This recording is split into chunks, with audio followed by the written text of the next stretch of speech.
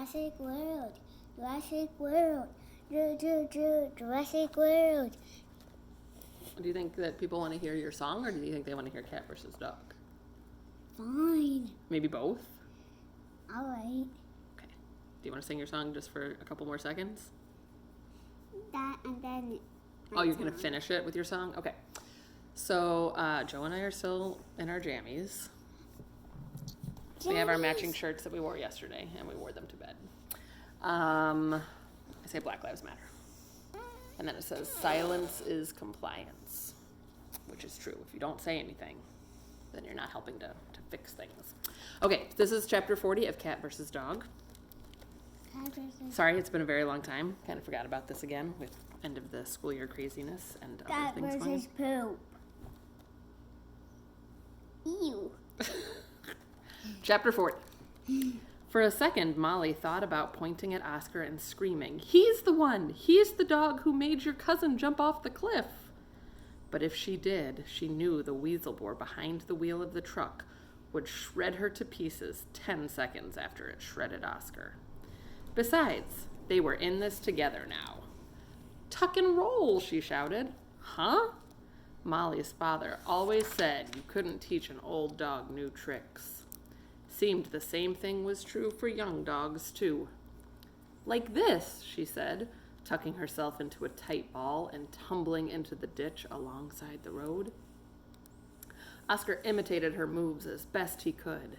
He also yelped, "Ooh, ee," and "ouch," while he did it. Molly figured rolling around with a chest wound had to hurt. "Do you think he saw us?" Oscar whispered.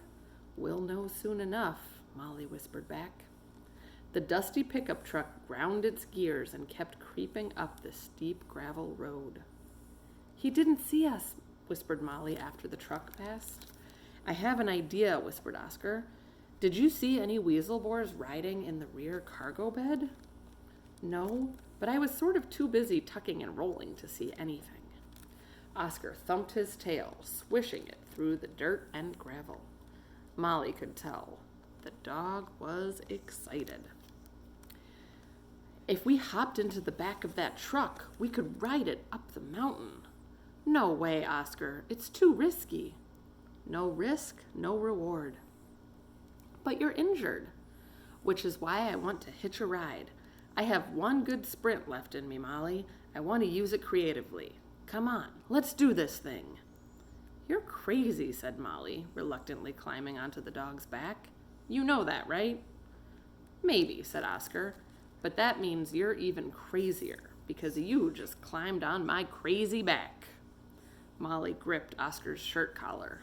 The dog grunted, clambered out of the ditch, and raced up the road behind the truck.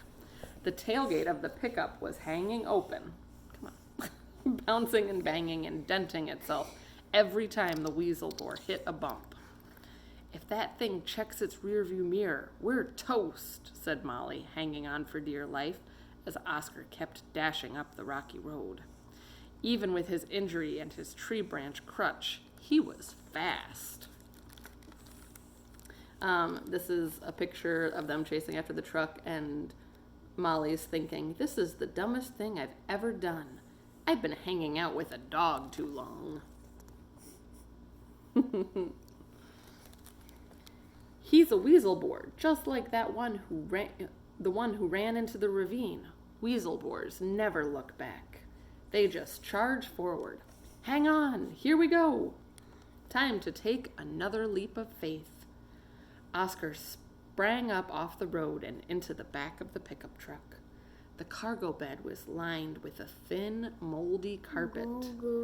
Molly rolled off Oscar's back, tumbled to the left, and hugged the side of the truck. Oscar rolled right and hid along the right side wall. Molly couldn't believe it. They'd actually done it.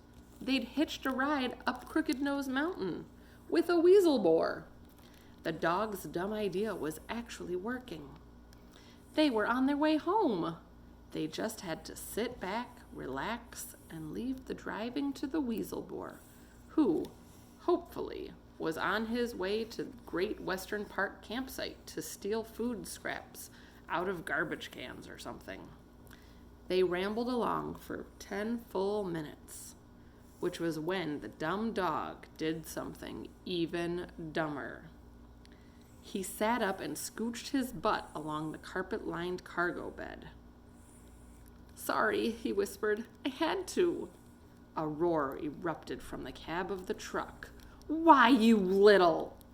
Apparently, Oscar's butt scooching had caused the weasel board to check its rear view mirror. Uh-oh. What do you think's going to happen, Joe?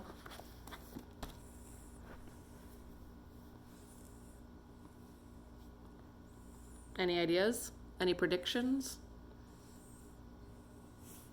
Blah, blah, blah, blah, blah, blah, blah, blah, blah, blah. I mean, it's an interesting theory. Blah, blah, blah. I think... Oh, you wanted to sing your song. Well, can we talk real quick, though, about the book? Yeah. I think that they're probably going to find a way out of this problem, too, because working together, they have figured out how to get out of every problem they've had so far, because they're a very good team. Even though they're from 2 different backgrounds, and they really didn't like each other at the beginning, right? But they're learning from each other, and they're using each other's strengths. Okay, sing your song, Joe. Jurassic World, Jurassic World, Jurassic World.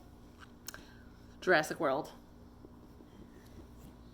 Jurassic World. It's going to be a #1 hit. It's going to top the charts. It's a good song. Anything else you want to say? You say bye? Squeak. Okay, I'm going to turn it off. Say goodbye.